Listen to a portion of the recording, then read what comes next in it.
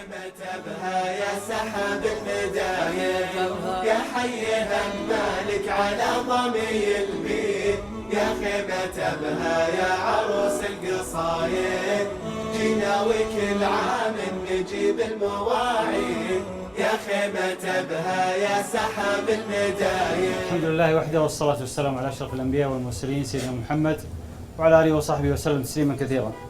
حياكم الله جميعا في هذا البرنامج، مهارات النجاح في الحياة، ممكن نقول صناعة النجاح في الحياة، ممكن نقول قوانين النجاح في هذه الحياة. برنامجنا عملي وفيه أنشطة كثيرة بإذن الله، راح نتحرك من مكاننا، راح يكون هناك كتابة، فيه واجب راح تكلفون به عشان بنكمل البرنامج غدا إن شاء الله، نحيانا الله وإياكم.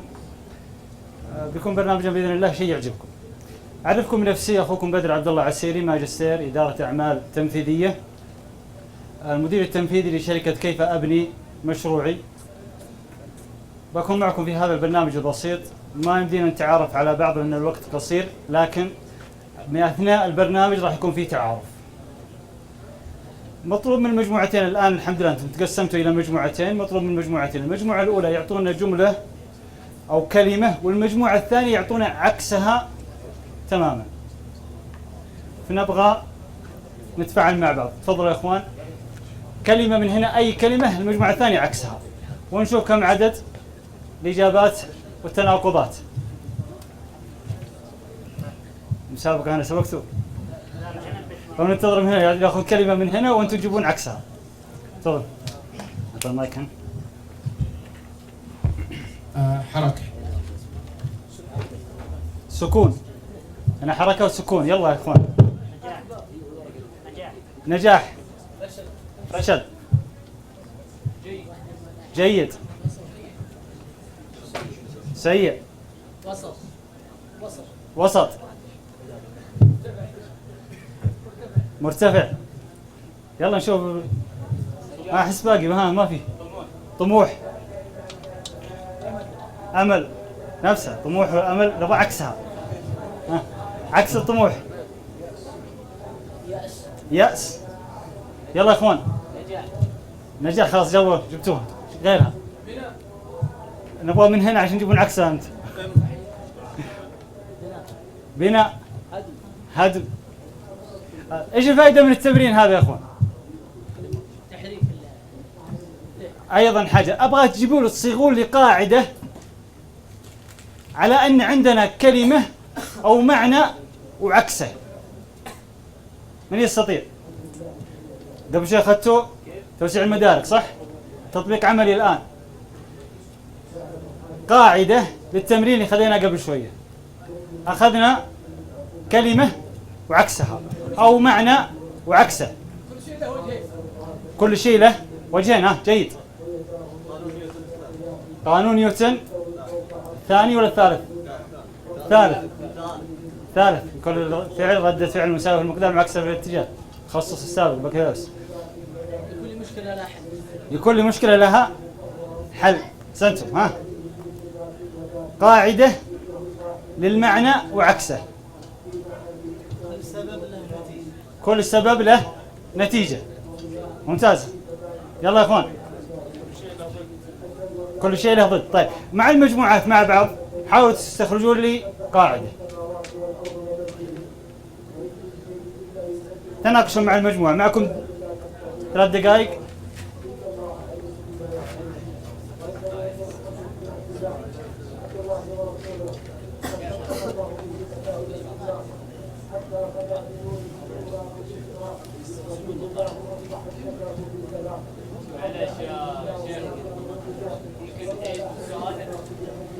جبتوا قبل شوي أنتوا كلمة خلاص، والأخوان هنا جابوا عكسها.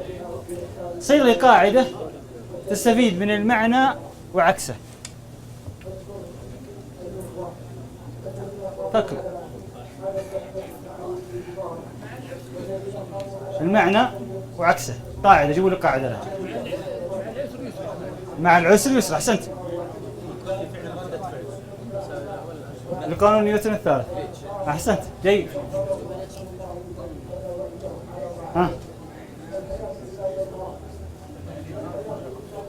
ايش رايكم اخوان هنا؟ سم تفضل اعطني الاخوان مايك.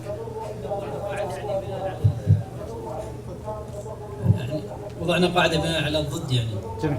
في ضوء ما ذكر يعني حتى ينضج قرارك انظر لخيره وشره أو إيجابه وسلبه. أحسنت أحسنت. هذا بناء على الدورة السابقة صح؟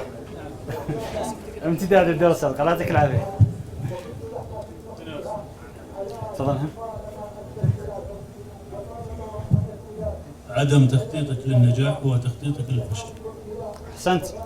عدم تخطيطك للنجاح تخطيط للفشل. هذه دورة التخطيط. أحسنتوا. طيب طلعت الشريحة يمكن ما أدري ليش ما هي واضحة كذا يا شباب.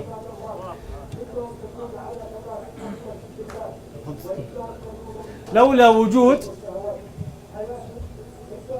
عكس المعنى ما كان للمعنى معنى. لولا عكس المرض ما كان للصحة معنى. ايش المثل اللي دائما يقول للصحة؟ الصحة تاج على رؤوس الصحة. ليش؟ ما يعرف واحد بالصحة وفائدتها إلا إذا أصيب بالمرض. لولا وجود الفشل ما كان للنجاح طعم. اجتمعنا على أن نعرف ما هي كيف نصنع النجاح، إيش المهارات اللي نمتلكها ونكتسبها حتى ننجح. النجاح هذا وإيش نوع النجاح في أي مجال نحتاجه، في الدنيا في الآخرة في أنشطتنا العملية، في وش النجاح اللي نقصده؟ التميز سم في الآخرة وفي الدنيا الإبداع. طيب لو جينا نبغى نعرف السعادة ونعرف النجاح، ايش الفرق بين هذه وبين هذه؟ احنا نبغى ننجح صح؟ تفضل. السعادة هي الرضا عن النفس والرضا عن الحال. احسنت. والنجاح؟ النجاح هو الوصول إلى مطلب معين أو هدف كنت أريد تحقيقه فنجحت فيه أو وصلت إليه حققته بجميع الجوانب. احسنت. وصلت الى الغاية اللي ابغاها فاعتبر اني نجحت. يعني نقول في الاختبارات اذا انتهت الاختبارات واستلمنا النتائج نناظر في النتائج ونقول ليش ناجح ولا راسب. اذا كان ناجح ايش معنى ناجح؟ حقق الدرجات النجاح، يعني وصل الى النتيجة، وصل الى النتيجة اللي هي يطمح لها. عندنا احد الشباب شوف الشاشة ليش انها حمراء كذا. وين الاخوان المنظمين هنا؟ شوف ابوك. المفروض انها تطلع الالوان لان الكتابة عندي هنا فيها باللون الاحمر مع احمر ضبطت.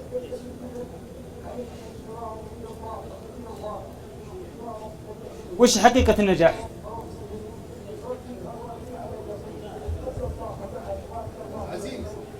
العزيمة. سنت. العمل. الإرادة. اجتهاد.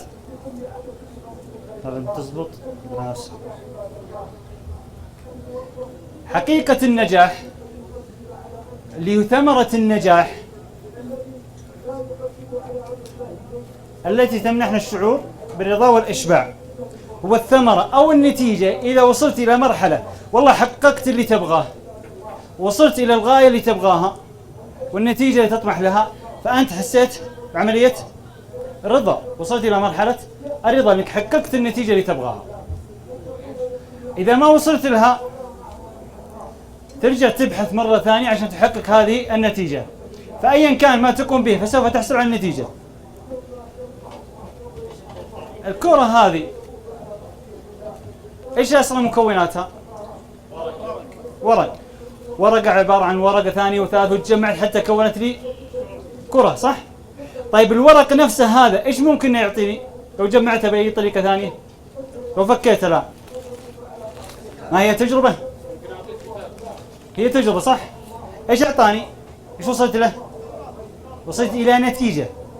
النتيجة هذه اللي ابغاها هل كنت ابغاها ولا ما ابغاها؟ راح اوصل لنتيجة. اي عمل تعمله راح تصل الى نتيجة، سواء كانت النتيجة هذه أنت تبغاها ولا لا. إذا مشيت في الطريق الصحيح راح توصل النتيجة اللي تبغاها، إذا سلكت طريق غير الطريق الصحيح راح تصل إلى النتيجة اللي ما تبغاها. الطلاب في الثانويات أو في الجامعة أو في أي مجال من المجالات في الدراسة يبغى ينجح بدرجات عالية جدا، يبغى يجيب 100%، ولكنه ما يذاكر، يداوم المدرسة ويطلع من المدرسة ونام ماشي بنفس البرنامج يوميا، وياخذ في الأخير وصل إلى نتيجة. النتيجة هذه اللي وصل لها هل هي كانت على طموحه اللي كان يبغاه؟ لا. السبب هو سلك طريق ومشى على طريق وهدفه في اتجاه آخر، ما مشى في نفس الاتجاه اللي يبغاه حتى يوصل إلى النتيجة. هو راح يوصل نفس الكلام، أنت تطلع من هنا وتشغل سيارتك وتمشي، تيجي تلف وبعدين توصل ترجع إلى بيتك، وفي طريقة ثانية تطلع من هنا مباشرة على البيت، كلها وصلتك إلى نتيجة، لكن في شيء قصير وفي شيء طويل. فمعرفتنا إحنا للغاية اللي نبغاها ونسعى لها ومدركين وين احنا رايحين وعارفين اتجاهنا بالضبط، راح نصل إلى نتيجة وتكون ثمرة النجاح. فعلا نحس نحن نجحنا ويكون هناك سعادة وهناك رضا. لكن إذا ما وصلت النتيجة اللي تبغاها يكون غير راضي عن نفسك. من الأشياء الطريفة، واحد متخرج من ثالثة ثانوي بتقدير أو بنسبة 77 وجاي المدرسة وزعلان قال أبغى أعيد ثالثة ثانوي، استلم وثيقته شهادته قال أبغى أعيد ثالثة ثانوي. ينفع الآن الرجوع؟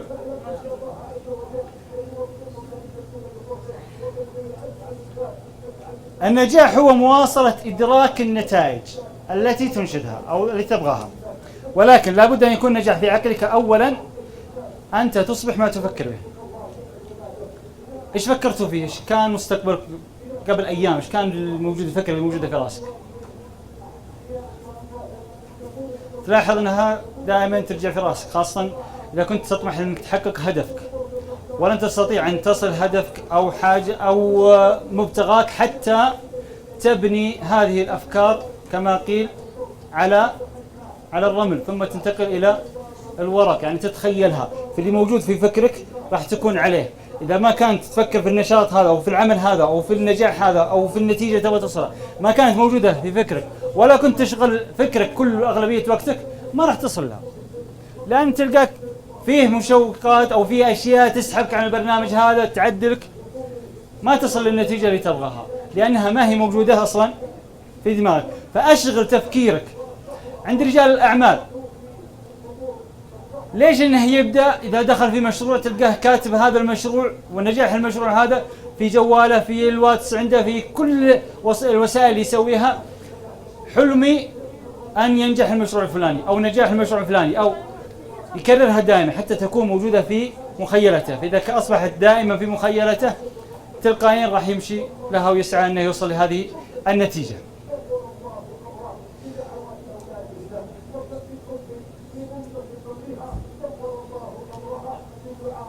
إيش الفرق بين مجموعة من الأخوان؟ يعني بعطي مثال بسيط كذا، 3 من الأخوان طالعين الدرج، واحد انطلق بسرعة والثاني يتمشى والثالث على أقل من مهله. طبيعي راح يوصل أول واحد اللي كان ينطلق بسرعة، لكن هذا اللي ينطلق بسرعة لو توقف دقائق ايش يصير؟ اللي كانوا وراه راح يمكن يسبقونه. التوقف في سلم النجاح ترى ممكن يرجعك وغيرك بيسبق. في سورة الشرح فإذا فرغت ايش معناها؟ انتهيت من شغلة تريح ولا تأخذ الشغلة اللي بعدها؟ تأخذ الشغلة اللي بعدها، لأن النفس إذا أعطيتها راحة حبت الراحة فاستدامت فيها الراحة وخذت فترة قيلولة كذا تمر إلى سنوات وأنت مرتاح، فما يصلح الكلام هذا. لا تأخذ إجازة من نجاحك. إذا توقفت في سلم نجاحك فلا بد أن يأتيك الخمول والكسل ثم الانحدار. فاسعى دائما إن من نجاح إلى نجاح، وذق دائما طعم النجاح. فكل ما استمرت في عملية النجاح راح تلقى سعادة في هذا الجانب، ومن سعادة إلى سعادة حتى تصل إلى مبتغاك الأكبر. لا يأتي النجاح إلا بالعمل المتواصل. لاحظوا يا إخوان، عندك النجاح والعمل، إيش الفرق بينها؟ نجاح وعمل. الحرف الأول من النون، النجاح نون، والعمل العين. لاحظ أن العين يسبق في الحروف اللي جاية النون. خذها قاعدة، انك ما راح تنجح لين تعمل. حتى تصل الى حرف النون لازم تمر بالعين، لازم تمر بالعين. فحرف العين يسبق حرف النون في المعجم وفي الحروف الهجائية.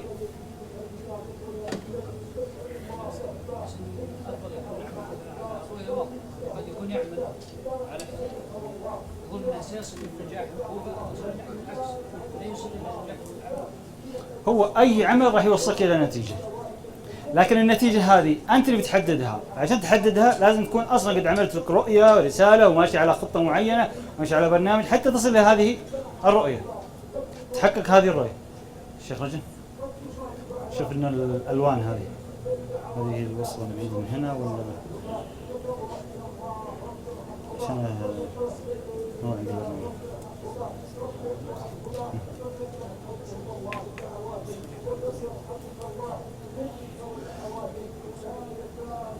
لا مو موجود. ايه من الاجهزه الجديده. طيب على ما يشوف لنا الشيخ كيف نحل المشكله هذه، نبغى نعمل لنا نشاط الان، نشط مخيلتنا شويه، نشط اذهاننا، ونعمل كمجموعات، نعمل تنافس بين المجموعات. نشاطنا ببساطه، انت ما هي القوانين النجاح اللي أنت رسمتها لحياتك؟ أنت تبغى تنجح، إيش الطرق اللي خذيتها أو إيش القوانين اللي وضعتها أمامك وإشارات أنك توصلك إلى هذا النجاح؟ ما هي قوانين النجاح اللي رسمتها أنت لحياتك؟ تناقشوا كمجموعات حتى تصلون إلى هذه ما نحل المشكلة.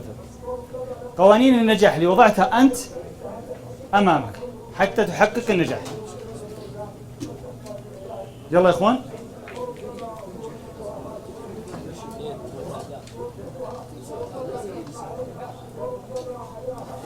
المشكلة هذه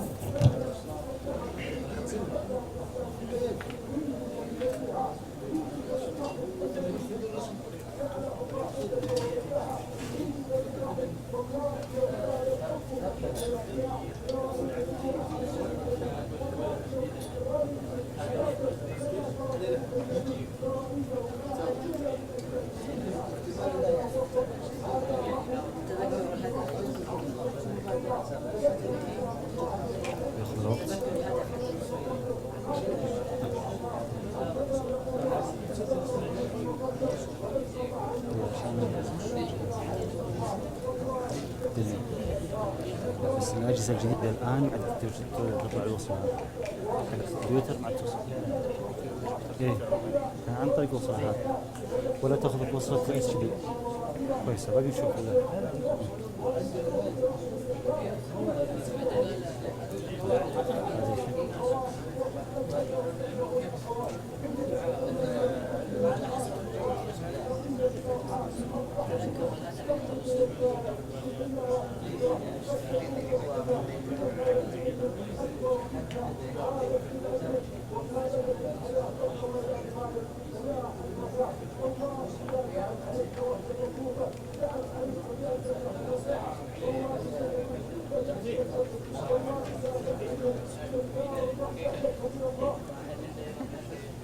وصل هذه إلا خلاص قد شبك، ما طلعت العرض هذا إلا هو قد شبك.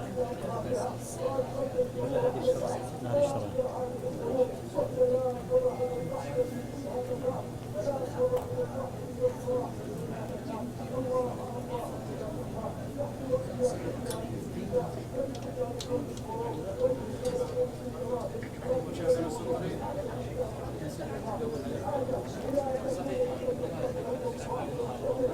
تقفل الآن ولا؟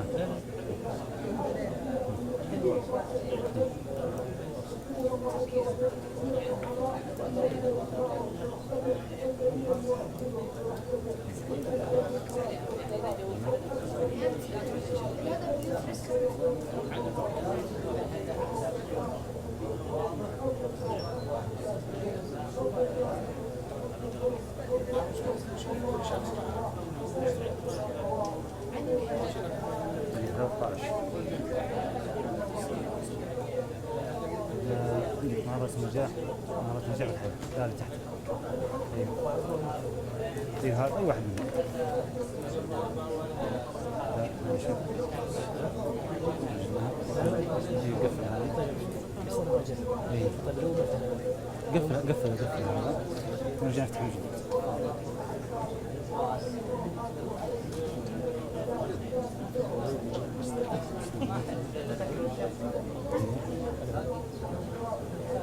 مهارة نجاح اثنين.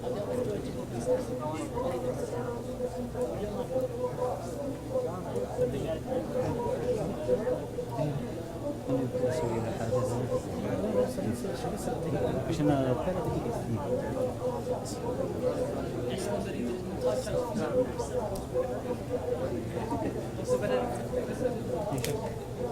بس ما هي الحكي بعد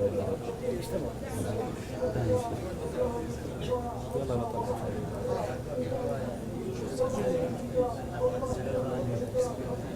هذه تسمع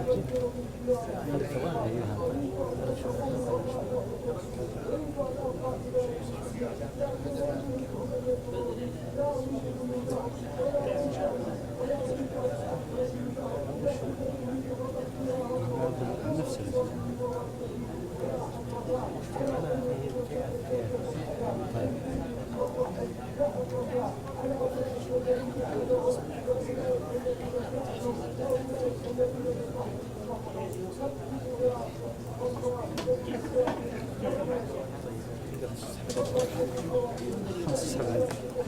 اسحب الفلاش وانا بكمل شغلي من شوي.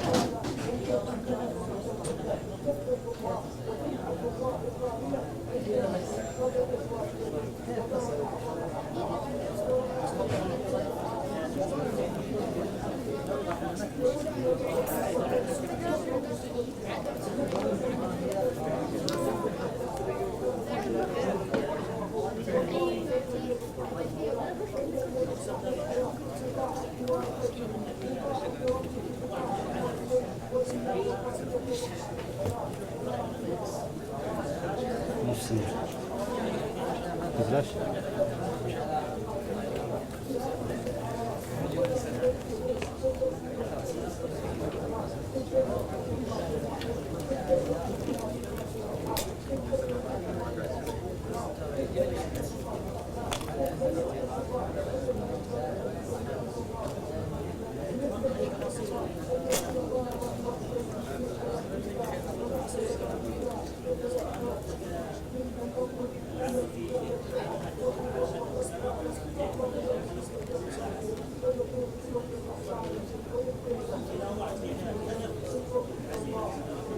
شو صوتك؟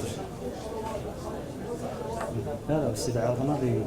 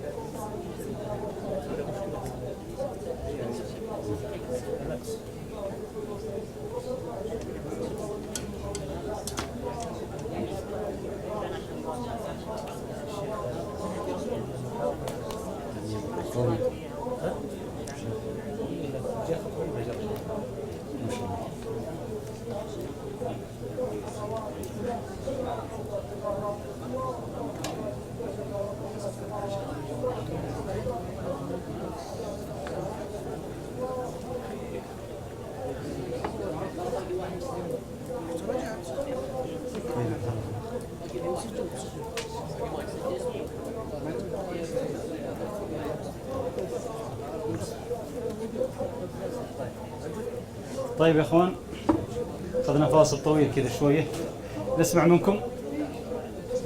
المايك عندكم هنا يا اخوان، نسمع من ركزوا يا شباب، نبغى القوانين اللي يذكرونها الاخوان، نبغى واحد يكتبها، ولو في واحد يطلع يكتبها عندي هنا عشان تسجل كم عدد القوانين. تفضل، كل مجموعه نسجل. تفضلوا. تحديد الهدف، التخطيط للهدف. انت دخل محمد يجي تكتب اللي يقولونه. لا الكل الجميع. على ترجمة ما طلعت. ارحم النبي. تفضل.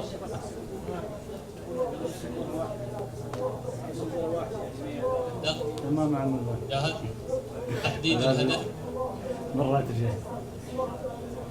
وصغر خطك شوي عشان شوف الاقلام.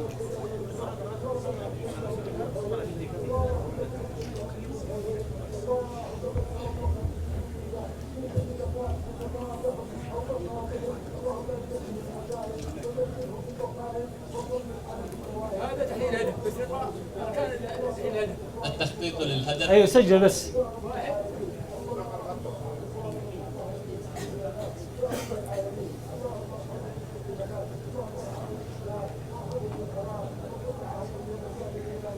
إدارة الوقت. انا ابغى اسمع من المجموعه نفسهم هم. اي بعدين ناخذ مجموعه الثانيه، باقي واجب بيجيك. طيب. إدارة الوقت.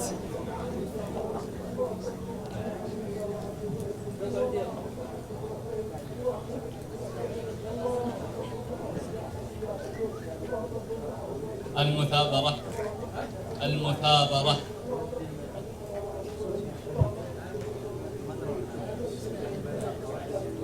نعطي المايك للمجموعة اللي وراك. الله يعطيك العافية. واحد ثاني مكان الشيخ. بيض الله وجهك. يلا يا اخوان، واحد يطلع يكتب معنا هنا. واحد منكم يلا. قوموا تفضل. سلام. يقعد يومنا كلنا. يلا المجموعة الثانية. طيب وين في المايك؟ غير تحديد الأهداف، وضوح الأهداف. وضوح الأهداف. وضوح الأهداف. أحسنت. كذلك العمل المتواصل. العمل المتواصل. أحسنت. بذل الجهد والوقت والمال. بذل الجهد والوقت والمال. أحسنت. ثم التنفيذ. ثم تنفيذ. التنفيذ. طيب المجموعة الأخوان هنا. سدينا على محمد. ما معك. تفضل أخوان. ذكر التقرير عندنا فيه تقييم. التقييم. سن. زيادة. يعني كلكم متفقين على هذه ها؟ الاستمرارية، الافعال على المخططين، التفاؤل. التفاؤل هذه جيدة. جميل. تفاؤل.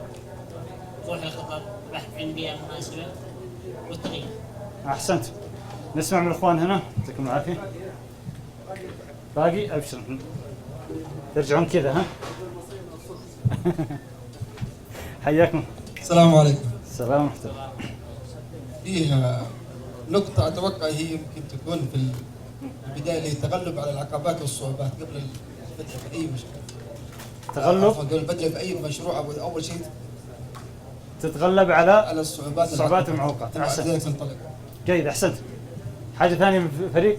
طيب وصل المايك هناك. تفضل. تفضل. تبلغ المجد حتى تلحق الصبرة. أحسنت. توصل للنجاح لا لين تحصل عقبات تحاول تتجاوزها. أحسنت.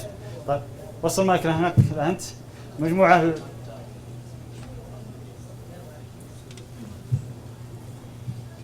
هذا اعطونا حاجه من قوانينكم انتم استخدمتوها انتم في سعيكم للنجاح. لا تستصعب شيء. احسنت، لا تستصعب شيء. طيب اعطنا المجموعه الثانيه. 1 الحرص على كتابة الأهداف وعدم تركها شفهية. احسنت. 2 التخطيط لتحقيق الهدف. سجل. احسنت. 3 تعزيز نقاط القوة وعدم التحرج لنقاط الضعف والعمل على تقوية جوانب الضعف. ممتاز، احسنت. 4 مراجعة تحقيق الأهداف من فترة إلى فترة. الله يعطيك العافيه، احسنت. كمل. لا باقي المجموعه الثانيه. تفضل يا اخوان، تفضل مايك.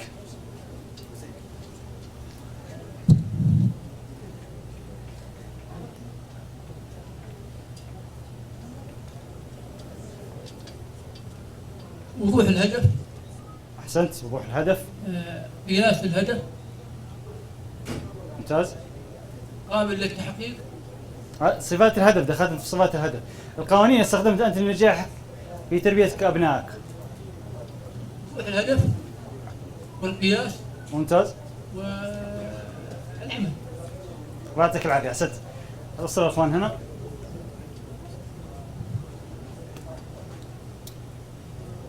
لعل الاكثر ذكر، لكن نذكر الاستمراريه، كذلك الاصرار، كذلك تعليم المسلم والتمرين، وكذلك مجالسه العلماء. احسنت، الله يعطيك العافيه. يعطيك العافيه الجميع جميعا، ما قصرتوا، يعطيكم العافيه.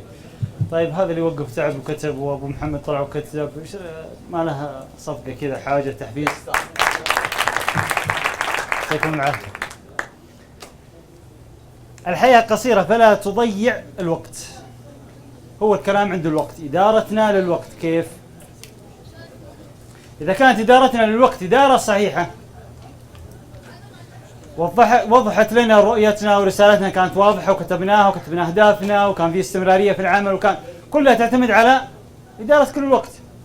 الوقت اللي ضاع منك على حساب من؟ على حساب تحقيقك الى هدف او وصولك الى نتيجه وهدف.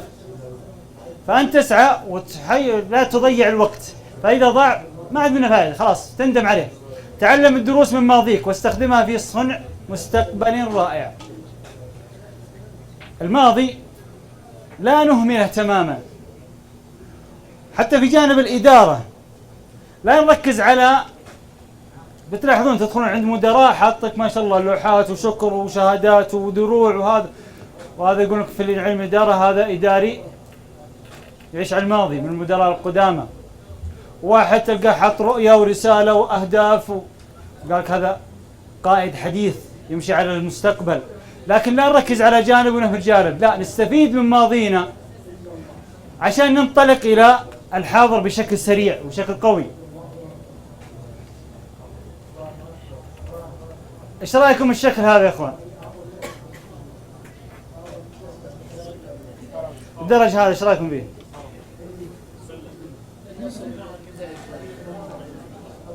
ها؟ القاعدة كبيرة بعدين تصعد إلى أعلى ولا؟ أبغى نسمع تعليقات. سلم النجاح. النجاح يأتي تدريجا. تدريج.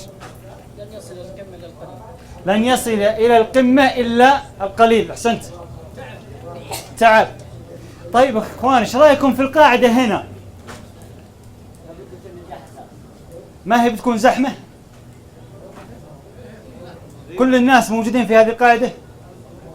تفضل. النجاح رأس الهرم. أحسنت. عشان توصل لهنا إذا جلستوا هنا يا إخوان تلقى زحمة، كل الناس وأشكال الناس وطبائعهم موجودين هنا. فاصعد بنفسك إلى السنة اللي فوقها، إيش يكون العدد؟ أقل. كل ما صعدت إلى الأعلى يكون أقل. فاهرب من الزحمة أو من الزحام إلى القمة. صعود دائما سهل ولا صعب؟ هي أصعب خطوة عندكم أو عند أي إنسان وش هي؟ الخطوة الأولى هي البداية. الصعب خطوة هي البداية، إذا بدأت خلاص تلقى مثبطين واجد، تلقى اللي يحاولون انهم يشغلونك عن هدفك او تحقيق هدفك يا كثرهم، لكن كيف تتغلب انت عليهم؟ فهي الخطوه الاولى. يوجد العديد والعديد من الاشخاص الفاشلين. ابليس يبغى يدخل جهنم الحاله؟ لا، يبغى الناس كلهم معه، فيسعى بشتى الوسائل انهم كلهم يدخلون معه. الناجحين كل واحد يسعى للنجاح ويحقق النجاح، يحاول انه يكون الى الاعلى، يكون هو متميز، ويحاول يسحب معه ناس. لكن الاغلبيه ايش يسوون؟ الله لا يغير علينا، مرتاحين كذا خلينا احنا على ما احنا عليه.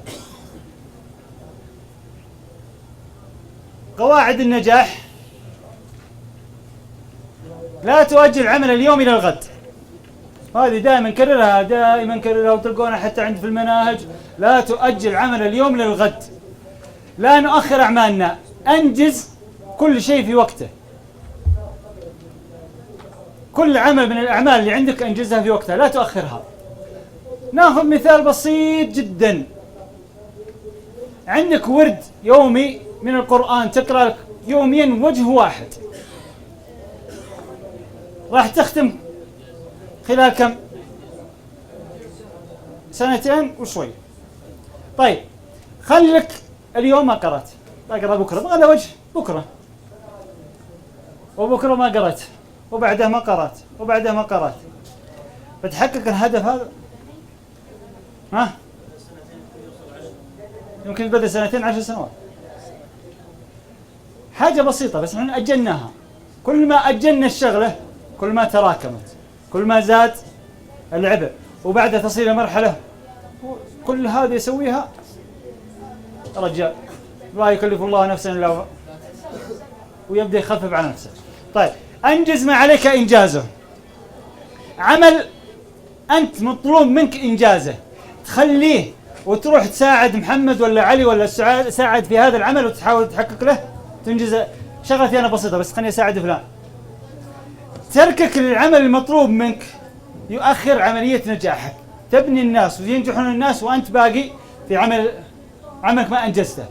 فأنجز أعمالك وأنجز الشيء المطلوب منك. بعدها إذا انتهيت وتبغى تساعد فلا بأس، لأنه برضو من القواعد النجاح أنك تساعد غيرك، يكون لك أثر في المجتمع.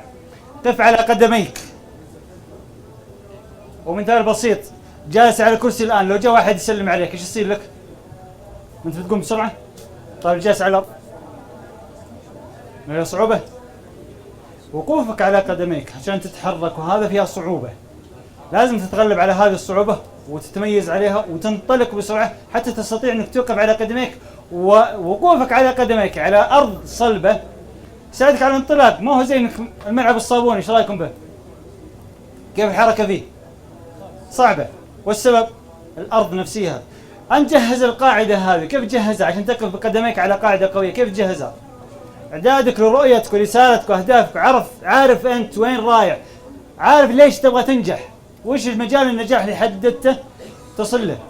لكن أنت ما أنت عارف، كأنك على ملعب صابوني. أو بحاجة بسيطة جدا، أكرمكم الله في الشباشب حقتكم حط صابون ولا حط زيت والبسها وامشي. كيف النتيجة؟ ملعب صابوني مصغر. لا تخشى الفشل، لا تخشى الفشل. كثير من الناس ما يبغى يبدأ عشان ايش؟ ما يفشل. وثق تماما انك اذا نجحت راح تلقى من يحاربك، لان في شغل، في عمل انتجته، في شيء قدمته. فمحاربين النجاح كثر، ومصفقين الفشل كثر. وين تبغاهم؟ تبغى يصفقون لك ولا يحاربون؟ يصفقون لك، يبغونك معهم، قاعد معهم. يحاربونك يعرف انك ناجح. وقدوتنا النبي صلى الله عليه وسلم، ليش انهم ما صفقوا له في البداية في مكة؟ ما هم حاربوه؟ اقرب قريب له حاربه. ليش؟ لان في عمل، في انجاز، في هدف، في رؤية واضحة، في رسالة واضحة، في نجاح، فهو يسعى للنجاح. وهذول ما يبغون النجاح، يبغون على ما هم عليه، بدأ سبب لهم مشاكل. لا تتهاون في حقوقك المادية.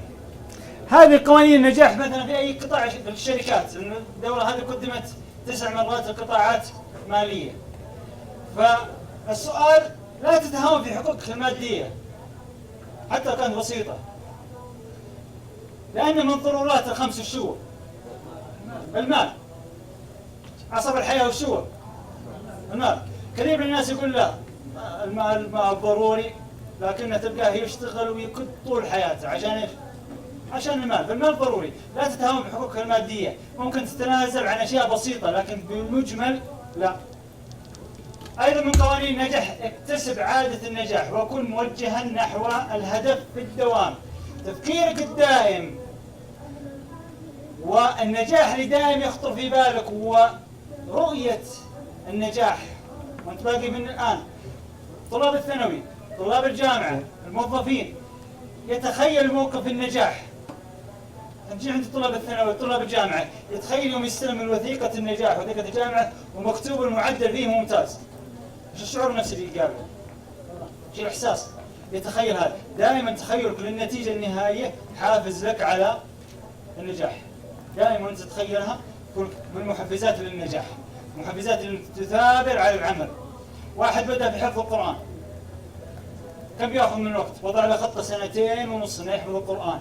نتيجة يوم يتخيل انه هو يقرأ كأنه داخل بستان ويقطف من الثمار البستان كما يشاء، خليه يثابر ويستمر في عملية الحفظ والمراجعة والاستمرار. زملاء اخوانه يلعبون برا ومبسوطين وهو جالس يقرأ ويحفظ.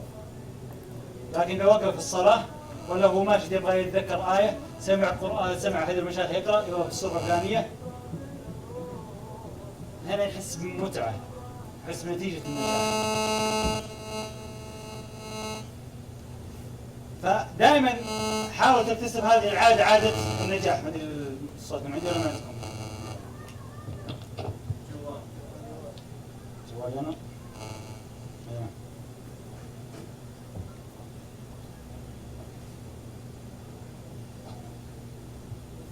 أيضا تخيل أهدافك وأؤمن بقدراتك في تحقيقها. وش قدراتك في تحقيق أي هدف من الأهداف؟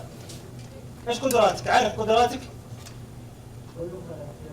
عارفين قدراتكم؟ عارفين قدراتكم يا إخوان؟ من هو اللي عارف قدراته؟ عارف إمكانياته، حدوده، قوته، نقاط قوته، نقاط ضعفه، عارفينها؟ عارف نقاط قوتك، نقاط ضعفك، عارفينها؟ طيب عشان تكون ناجح فعلا تصل للنجاح بالسرعة اللي تبغاها، اعرف قدراتك، إمكاناتك. اعرف ايش اللي الله سبحانه وتعالى أعطاك صفات معينة. هذه الصفات إذا عرفتها تستطيع أن توجه إلى النجاح اللي ينفعك. البعض يحاول أنه يدخل في مجالات ما هو قدها، زي التاجر يبغى يدخل في تجارة، دخل في مشروع، المشروع قيمته مثلا 200 مليون وهو إمكانياته على 2 3 مليون. ولا ضربت لكم أمثلة بتذكرونها كثير. كبري الغروي ايش رايكم به؟ كم جلس؟ ايش السبب؟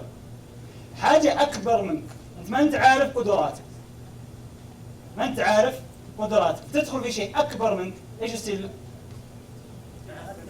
تعثر، أو بالأصح نقول فشل محقق. اعرف قدراتك حتى تصل إلى النتيجة اللي تبغاها. معرفتك لها ضروري جدا. اجلس مع نفسك، حاول تعرف قدراتك الإيجابية، حلل نفسك، سوي على نفسك عملية تحليل. خطط لعملك ونفذ مخططاتك. يا كثر اللي نخططها. اعمل مخطط حقيقي لك. الواحد يبغى يعمر عمارة، ايش بيسوي؟ أو بيسوي مخطط هندسي. ايش فائدة المخطط؟ عشان يبني عليه، صح؟ الآن تبغى تنجح في عملك. أبغى أنجح في عمل، أكون المتميز في إدارتي، وأنا في الطاقم الإداري متميز بين زملائي. إيش بيخليني متميز بين زملائي؟ إيش اللي بيخليك متميز؟ إنك تخطط لهذا التميز، والله بتدرس الموجودين عندك. عهد الشباب عام 1427 عفوا 26 يبغى يكون الأول على ثالثة ثانوي، في منطقة اللي هو موجود فيها، لكن معه واحد في الفصل، طبعا هو يبذل جهد ويذاكر، بس معه واحد في الفصل من الناس اللي يقول نسبة 2% العباقرة. هذا العبقري نايم في الفصل، يجون المدرسين يصحونه، يصحى يحل المسألة هذه، يناظر فيها شوية، يبدأ يحلها ويرجع يكمل نومته. الثاني يجلس عشان يتفوق على هذا، كان يذاكر بشكل مضاعف لدرجة انه من المدرسة الى البيت بس، وكل وقته مذاكرة. الاول النايم هذا حقق في الثالثة ثانوي 100 من 100، وفي نفس سنتهم طبقوا معهم القدرات، جاب في القدرات 99.9. الثاني جاب 100 من 100، لكن في القدرات جاب 98. الجهد هنا كان مضاعف كبير، لكن هنا كان في عبقري. عشان تتميز عليه اعرف البيئة اللي أنت فيها عشان تتميز عليهم، لكن ما تدرس قدراتك ولا تعرف البيئة اللي أنت فيها وتبغى تتميز، تلقى منه ممكن أكبر منك أو أقوى منك في المهارة اللي يمتلكها. ومع كذا فشلت المرة الأولى، مرة الثانية، مرة الثالثة، لا تيأس ولا تقول خلاص أنا سويت اللي علي. تذكروا أديسون كيف سوى؟ اخترع هذه كم مرة؟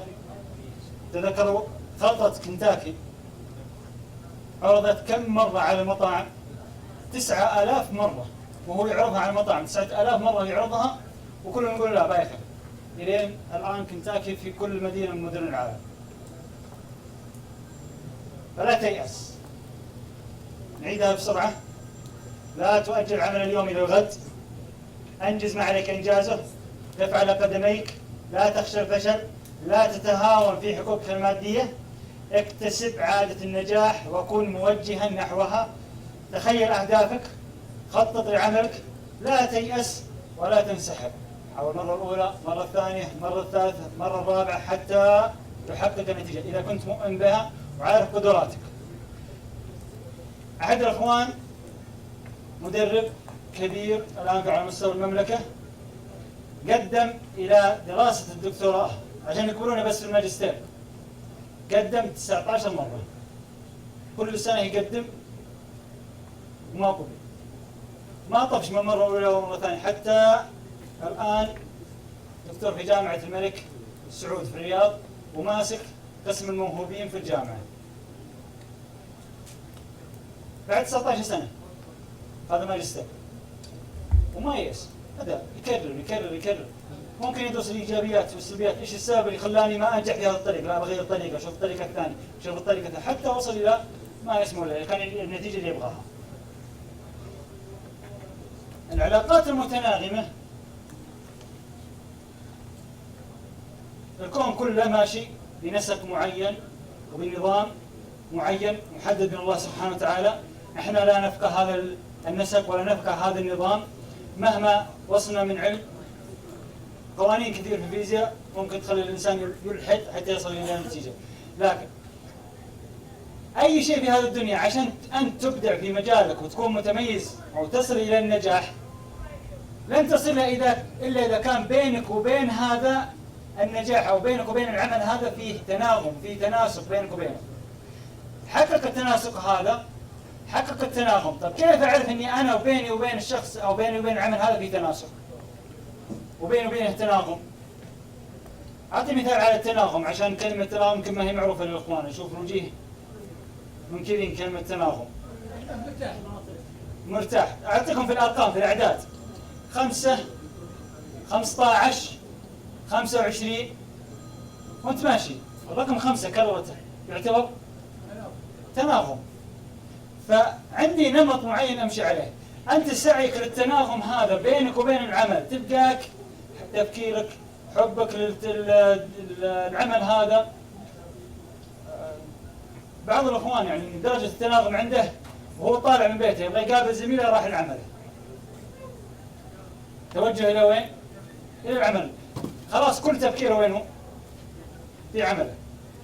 فهنا عملية التناغم بينه وبين عمله أصبحت تناغمه كبير وفي تناسق بينه وبين عمله. المبدأ الأساسي للكون هو النسق والنظام. النسق بعد فترة من الزمن يصبح تناغم، روتينك اللي تمشي عليه روتين بدل ما يتحول إلى روتين ممل يكون روتين ممتع، يكون روتين هذا جانب ممتع عندك، تسعى دائما بدل ما خلاص أصحى الصباح أروح للدوام أرجع من الدوام إلى البيت خلك وأنت في عملك برنامج كل عمل، جلست على المكتب وبدأت أكتب، بدأت أخلص الإنجازات أعمالي، لا يكون ممل روتين ممل، خلي فيه متعة بحيث أنه يبدأ الظهر وتلقى عملك متى أذن سرع الوقت مشى. نصل المرحلة هذه تلقاها الإنسان مبدع ويحقق نتائج أكبر. عندما تدخل في هذا النظام والنسق تحقق عندئذ أهدافك ورؤاك. عندما تخرج عن النظام راح تلقاك نفسيتك فيها مشاكل وفيها صعوبة، تلقى فيه قضايا كثيرة، تلقاك تتغيب عن عملك، تتغيب عن تحاول ما تحقق أهدافك لأنك تهرب من الواقع اللي أنت فيه. كيف أعرف أني في تناظم؟ جاوب على الأسئلة هذه. كيف تشعر بأنك غير سعيد؟ أنت الآن الهدف اللي تبغى تحققه أو النجاح اللي تبغى تنجحه وش هو؟ لا تعرف بتحديد أو لا تعرف بالتحديد أين أنت، وين متوجه، تخشى المستقبل، تعاني من القلق والتوتر والضغوط، يساورك بعض الأفكار البغيضة ومشاعر الحقد والحسد وفلان أحسن مني وليش. جينا عند الطلاب قلنا لهم المدرسة جاية بعد أسبوعين، ايش ردة الفعل؟ اكتئاب. ليش؟ ليش؟ لأن ما في نسق بينك وبين الدراسة، ما في أي مجال تحاول انك تحط نفسك تستمتع بالدراسة. بينما لو اخذت بدورة حاسب أو دورة إنجليزي أو حاجة ثانية تلقاك تستمتع فيها، إيش السبب؟ ولا تتغيب ولا لأنك وجدت نفسك فيها أو عندك نسق فيها. تلقى ميول، وأحيانا ما هو بالميول، في شيء واجب عليك. زي مثلا الإنسان اللي علاج الكحة، إيش رأيكم به؟ تحبونه؟ لكنك أحيانا إذا تحب الكحة مجبور له. في ناس يحبونه خاصة المنتكس هذا. طيب تيجي عند طلاب تقول لهم تحبون الرياضيات؟ لا. تحبون الفيزياء؟ ومبسوطين. ليش؟ لأن معلم الفيزياء يحبونه، بينما الرياضيات والإنجليزي يكرهونها. والسبب قالوا معلمها. طيب نفس الكلام أكرر نفس الكلام، علاج الكحة أنت تحبه؟ لا، لكنك مجبور. إذا هل الشيء هذا كرهي له وعدم حبي لهذا الشيء راح يأخرني عن تحقيق هدفي، راح يمنعني عن الوصول إلى الغاية اللي أبغاها. والمثال اللي قالوه الأخوان لن تصل إلى ما نسيته قبل شيء، من اللي قاله؟ حتى تلعق. طيب أنت ما بتوصل إلى النتيجة اللي تبغاها إلا بالتعب. التعب هذا سواء أنت العمل اللي عملته حبيته ولا ما حبيته، حاول إنك تنجح. وإذا حببت العمل أو حببته لنفسك راح تصل إلى العمل النتيجة. فجاوب على الأسئلة هذه. خليك صادق الآن مع نفسك. خليك صادق الآن مع نفسك. إيش رأيكم فيها؟ تستفيدوا من الأوراق اللي عندكم واكتبوا فيها. صارحة مع النفس الآن.